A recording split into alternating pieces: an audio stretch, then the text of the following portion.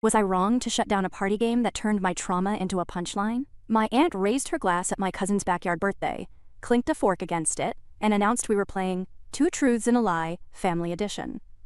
Half the family cheered. I reached for a seltzer and pretended to study the string lights. Her first truth wasn't about her. It was about me.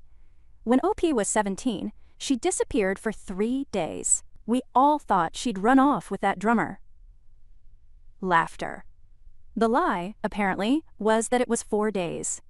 I watched my cousin's girlfriend lean forward, like a true crime podcast had come to life. The drummer story is convenient. The real story is a police report and a hospital discharge summary. I do not lead with it. I was 17 and missing because I had been assaulted by a classmate, and the adults around me were better at rumor than support.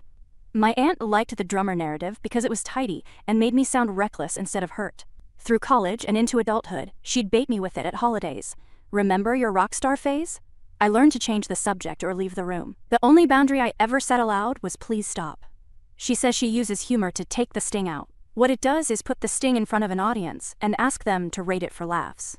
No amount of hinting worked. When I got engaged last year, she told my fiancé the drummer story in a tone that implied he should be proud to have domesticated me. I set down the seltzer.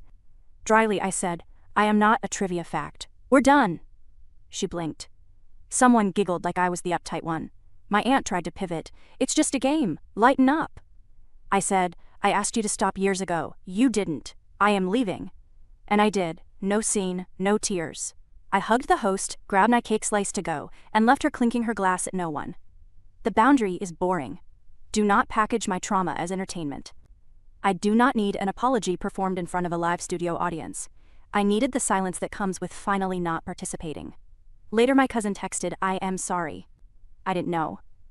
My grandmother called the next morning to ask if I was okay. She also told my aunt to drop the drummer story. It's astonishing how effective a quiet exit can be when a loud boundary fails. I didn't expose her or deliver a speech. I declined to play. The group chat went quiet. It felt like turning down the volume and hearing my own breathing again. Maybe that's not a victory to anyone else.